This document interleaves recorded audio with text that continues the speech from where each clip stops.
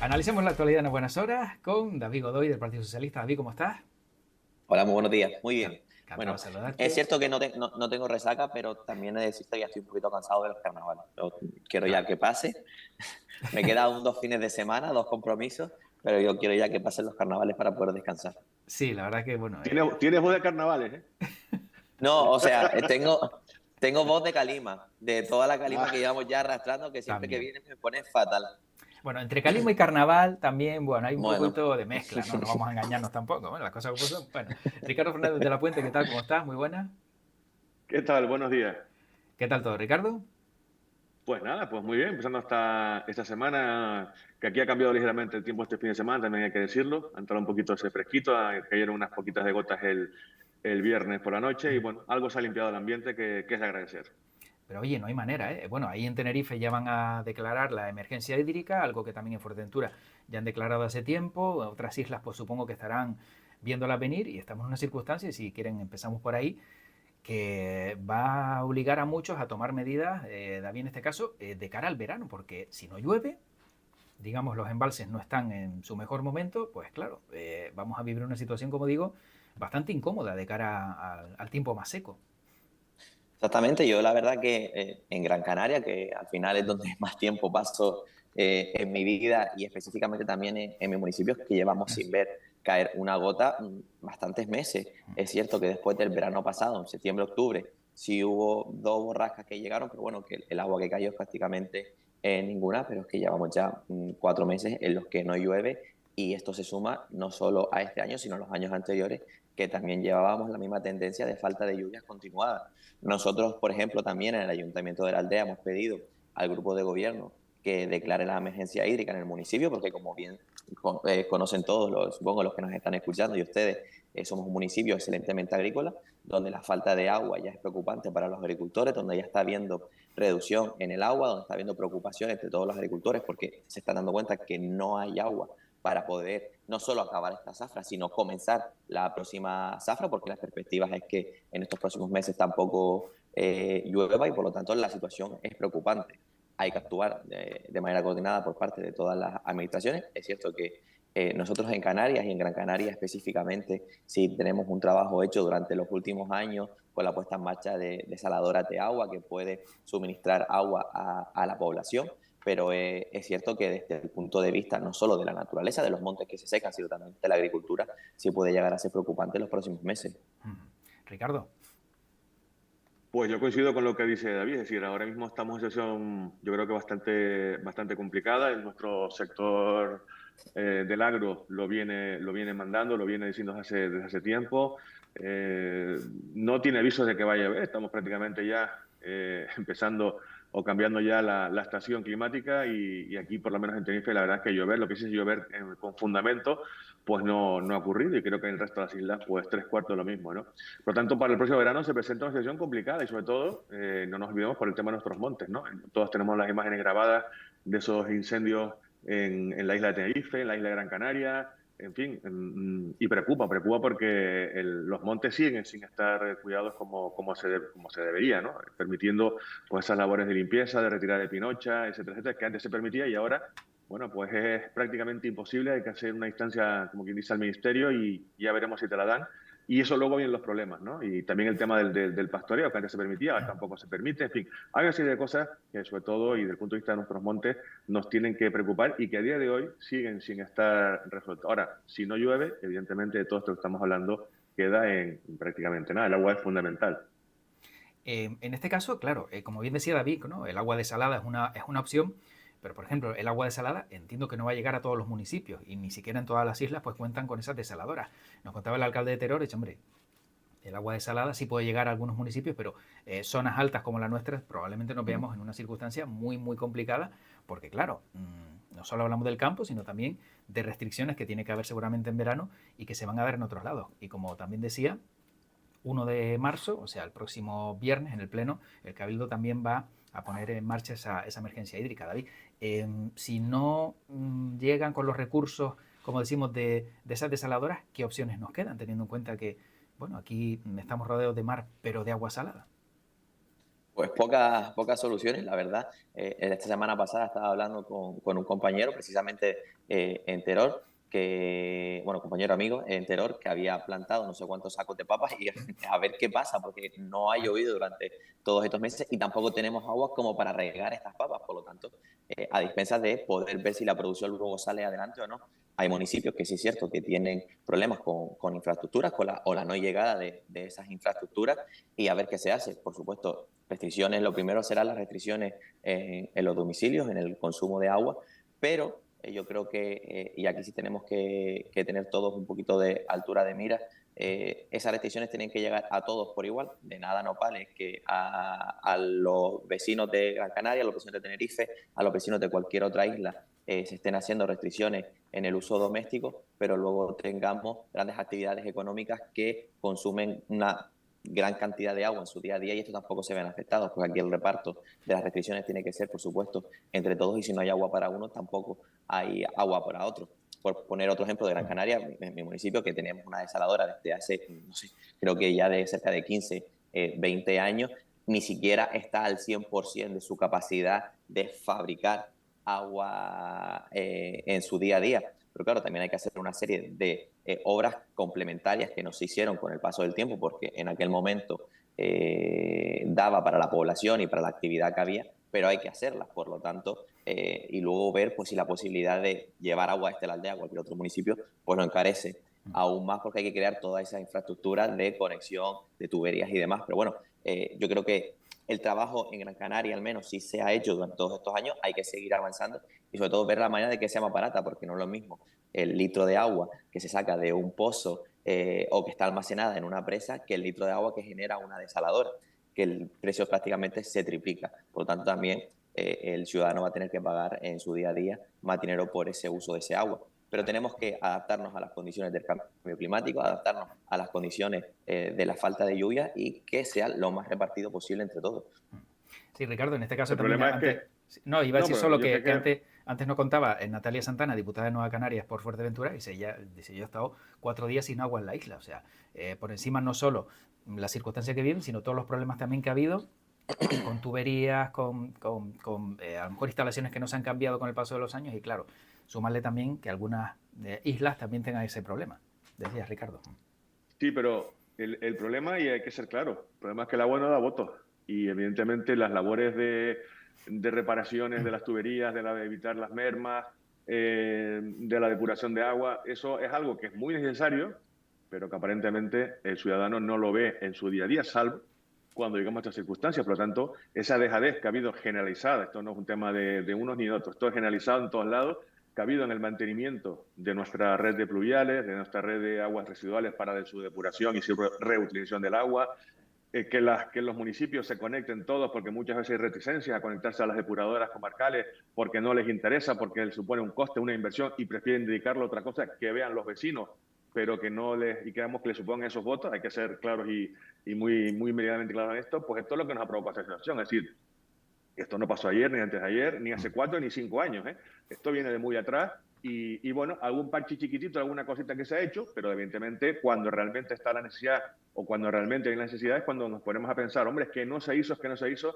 Bueno, esperemos que esta situación actual ponga un poco de cordura y que el tema del agua, viendo cómo vienen las cosas, sea una prioridad para todos los responsables políticos de aquí en adelante, ¿no? Y que se pongan los medios necesarios para que eso, bueno, pues tengamos todos los ciudadanos la tranquilidad de que esa, digamos, servicio de agua, siempre con la prudencia en su utilización, pues lo vamos a tener disponible.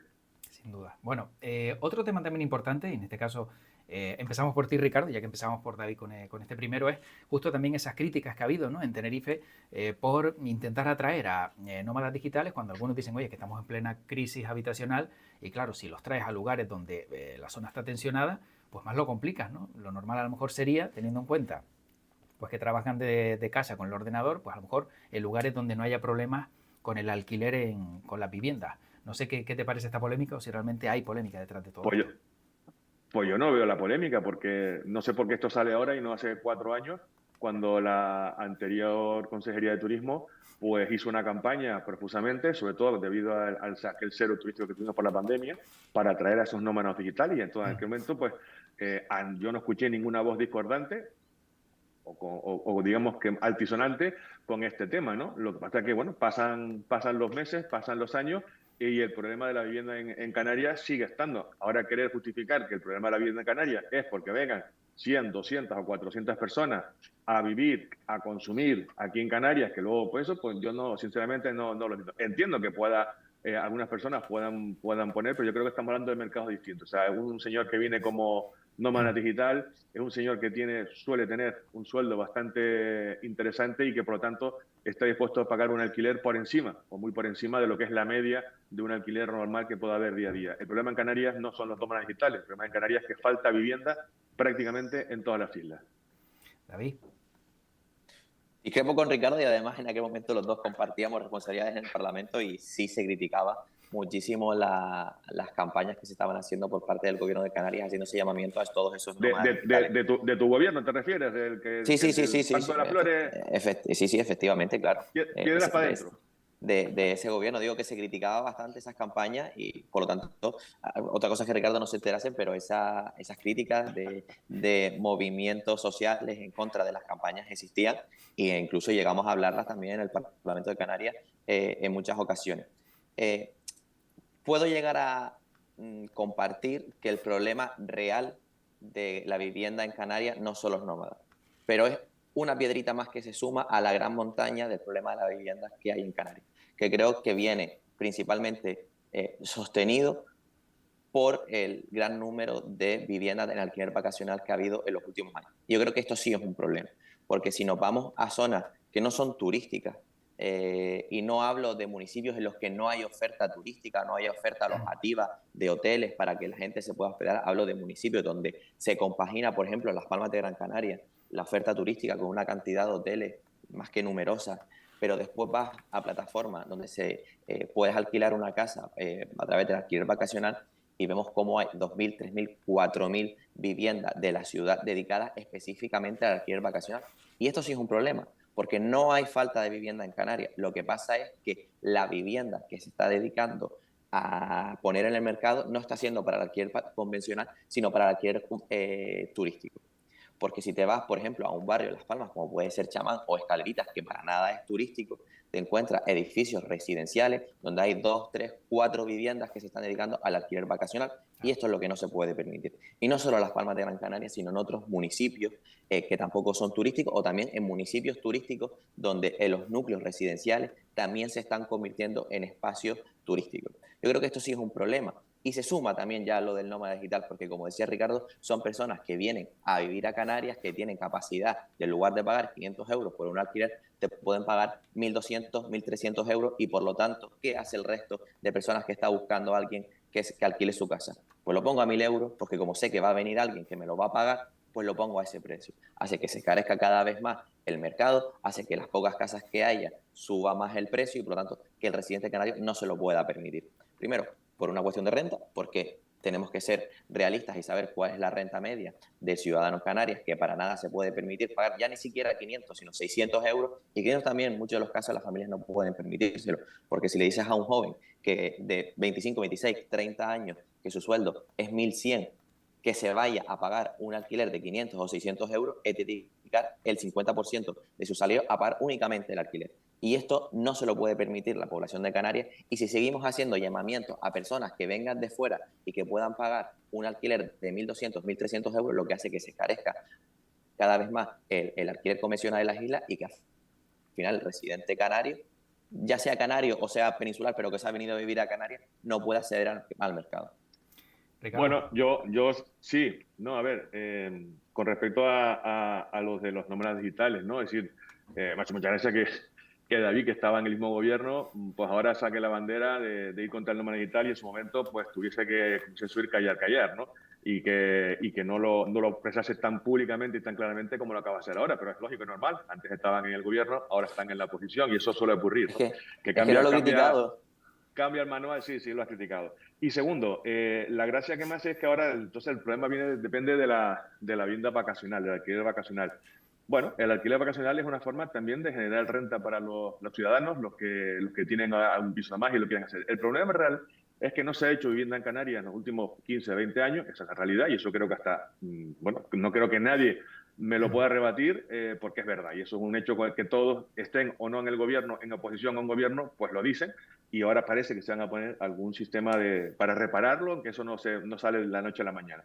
Pero la realidad y el problema no viene por ahí. El problema viene por la legislación que se ha ido poniendo, en la cual los propietarios están totalmente desprotegidos frente a los impagos y a los inquilinos que por algún motivo pues no pueden pagar, y por lo tanto son muy reticentes a poner viviendas en el mercado en las actuales circunstancias, o lo miran con mucho cuidado, o buscan cómo buscar las máximas garantías dentro de la que permite, para poder tener una cierta seguridad de que en caso de que haya impago, bueno, pues el inquilino va a salir, ¿no? Porque, claro, el propietario sí tiene que pagar los impuestos, la hipoteca, y en este caso la legislación vigente protege no a la propiedad, sino concretamente a aquellos que ocupan las propiedades. ¿Es una pescadilla que se muerde la cola? ¿Son las normas digitales? ¿Es la vivienda vacacional? Como yo suelo decir, no hay una única tecla que solucione el problema, ni hay un único causante de este problema. La realidad es que hay un problema de vivienda en Canarias que es importante, que en eso coinciden todos. Lo que hay que buscar es quitar la gresca y el ruido y buscar soluciones reales en el tiempo suficiente y adecuado. Bueno, tenemos que hablar del siguiente tema. No recuerdo quién le toca abrir ahora. ¿Esto lleva 1-1 A o...? David. Te Sé toca... que, sé que vas a hablar de Goldo y Vaya prefiero por abrir. Dios, te tocó David abrir. Bueno, te tocó abrir. Venga, David, venga, Coldo, dale. A ver.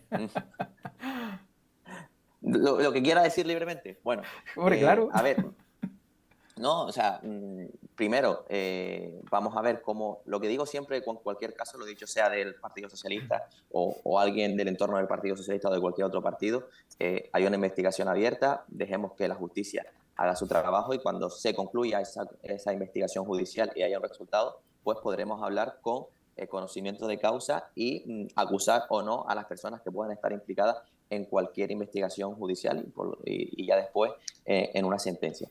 Por ahora, ¿qué tenemos? Tenemos una persona que se ha aprovechado de su cargo para conseguir mordidas millonarias o menos millonarias, me da exactamente igual, pero que se ha aprovechado de su cargo para recibir un dinero que no le correspondía, un dinero en el que además, y en esto coincido con Pablo Casado cuando hablaba del caso del hermano de Ayuso, donde en el peor momento de la pandemia, donde morían no sé cuántas personas, al mes había gente que se estaba intentando lucrar y conseguir dinero en base al dolor y al sufrimiento, no solo de esa familia, sino de todo un país, y por tanto, más que condena de lo que ha sucedido con este caso.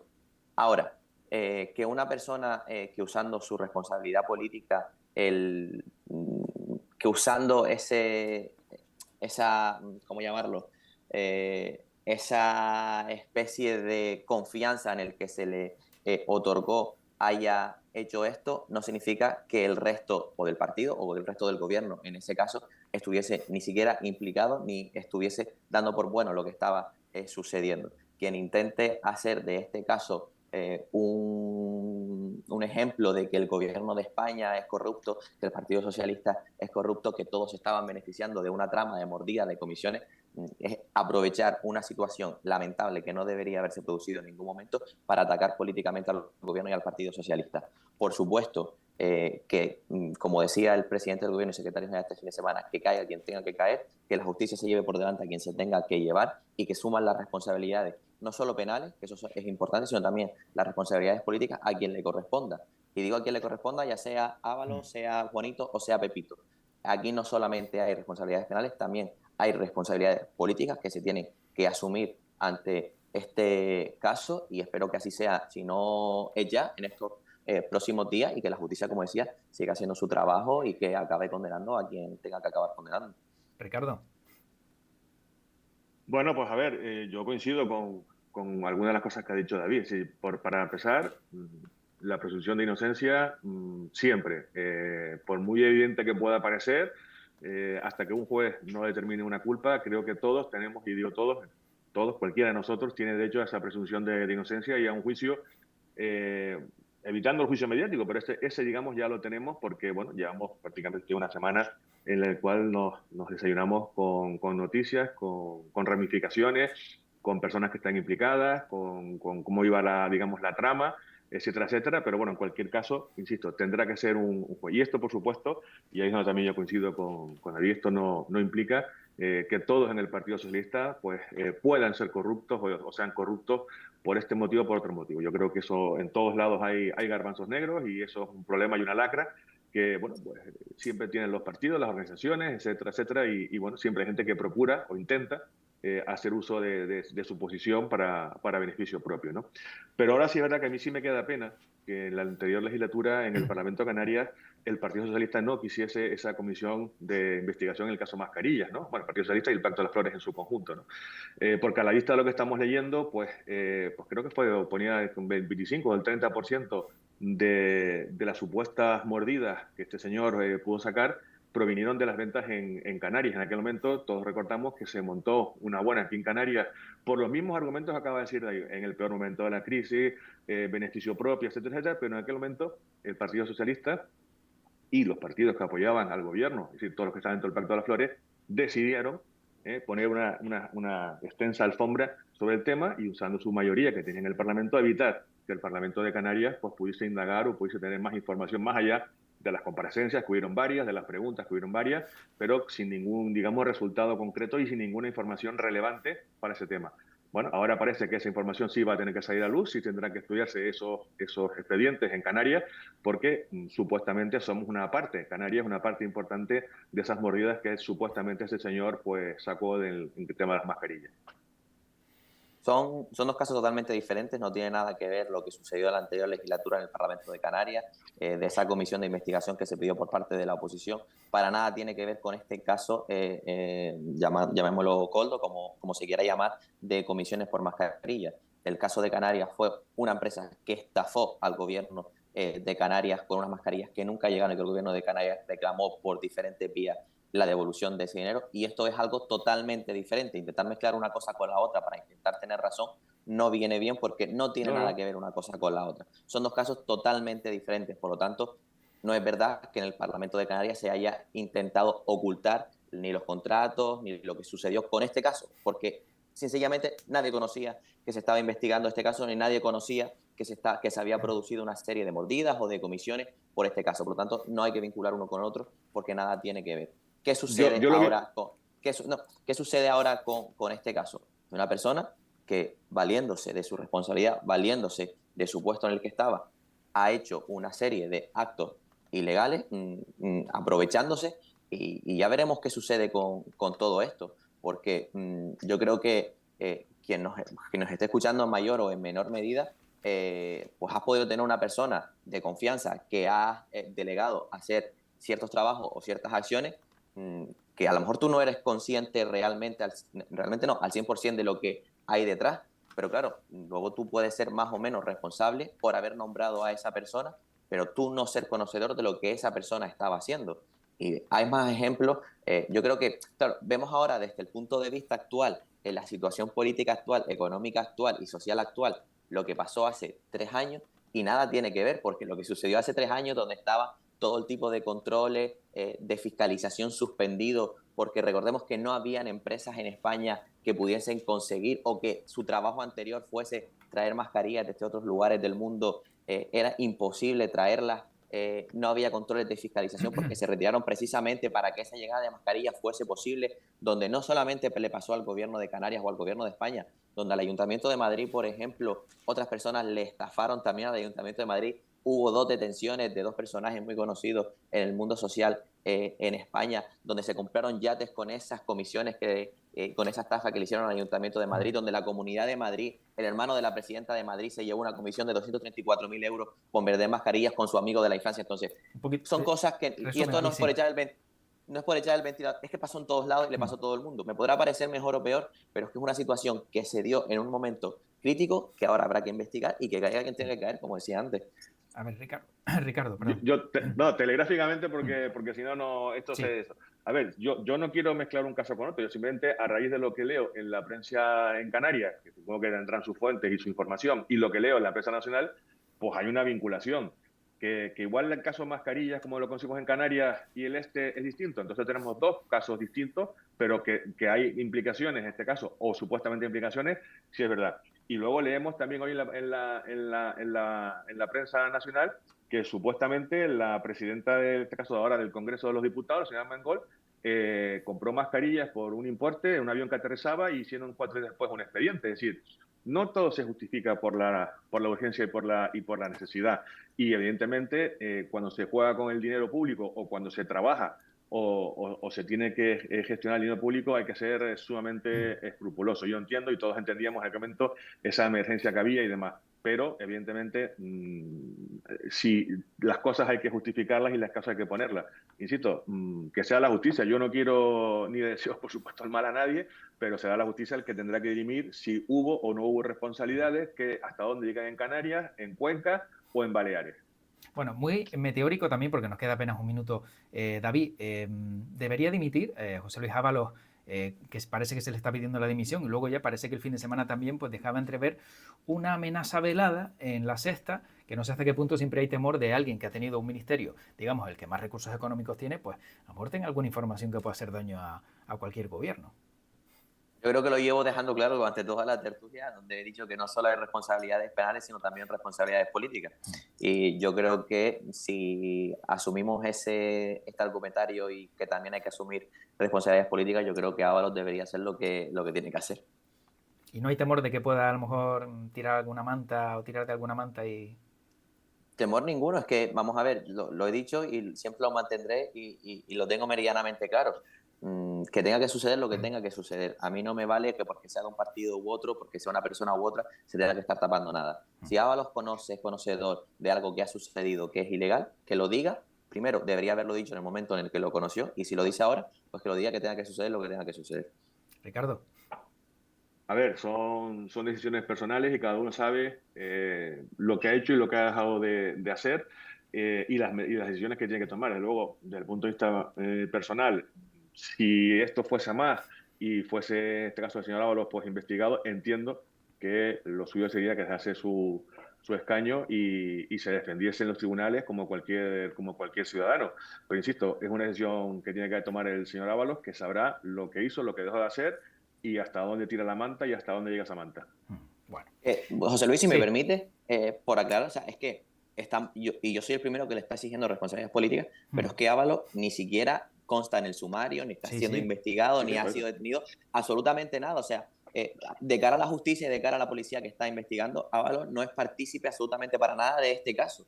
Por eso digo que más allá de las responsabilidades penales, también hay una responsabilidad política, porque al final no dejó de ser una persona puesta en ese cargo por él, nombrada por él, de su confianza. Por lo tanto, ahí es donde entiendo yo que se tiene que asumir una responsabilidad política. Bueno, pues a lo mejor entonces, claro, con ese planteamiento algunos pensarán, dice, bueno, lo que pasó con Conrado Domínguez, pues quien, no sé, generó ese nombramiento, Conrado Domínguez dejó, no sé, el gobierno, a lo mejor debería también haber dejado el gobierno. ¿Cómo? Digo que no, que con lo que pasó también con Conrado Domínguez, que dejó el gobierno, que quien nombró a Conrado Domínguez también, por esa presunta vinculación, que estaban ahí también mezclados una cosa con la otra, pues también a lo mejor ese planteamiento podría haberse llevado, ¿no? Pero es que insisto, aquí estamos dando por hecho que Conrado Domínguez No, era no, no, conocido no, de no, todo. digo. Sé que también, claro, pero al igual que el caso Ábalos, ¿no? Se le pide responsabilidad política, que no tiene nada que ver porque no está en el sumario. Claro, pero es que yo aquí quien entiendo que tenía que asumir en ese momento, y así fue también la responsabilidad, es Conrado Domínguez, porque estamos dando por hecho que quien nombró a Conrado Domínguez también era conocedor de lo que estaba haciendo Conrado Domínguez y que Conrado Domínguez tiene algo que ver. Y por lo que yo sé hasta ahora, Conrado Domínguez no tiene nada que ver con todo lo que sucedió en el caso Mascarillas en Canarias, al menos hasta ahora. Que si en un futuro, a través de la investigación, sale que Conrado Domínguez también es culpable porque él era partícipe de una trama, ya sería totalmente diferente.